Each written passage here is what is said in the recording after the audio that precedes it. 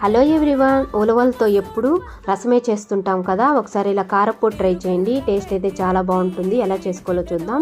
ప్యాన్లో 1 కప్పు ఉలవలు వేసుకొని మంచి స్మెల్ కలర్ వచ్చేంత వరకు ఇలా ఫ్రై చేసుకోవాలి. ఇవంతా బాగా ఫ్రై అయిన తర్వాత ఒక బౌల్లోకి ట్రాన్స్ఫర్ చేసుకొని ఇప్పుడు అదే ప్యాన్లో 1 టేబుల్ స్పూన్ ఆయిల్ వేసుకొని 1 టేబుల్ స్పూన్ పచ్చిశనగపప్పు, 1 టేబుల్ స్పూన్ ఉద్దిపప్పు, 1 టేబుల్ స్పూన్ ధనియాలు వేసుకొని గోల్డెన్ బ్రౌన్ కలర్ వచ్చేంత వరకు ఫ్రై అయిన తర్వాత ఎండుమిరపకాయలు, జీలకర్ర, తెల్లగడ్డలు, కరివేపాకు వేసి ఫ్రై చేసుకోవాలి. ఇప్పుడు లాస్ట్లో చింతపండు కూడా వేసుకొని ఒక 2 మినిట్స్ పాటు ఫ్రై చేసుకోవాలి.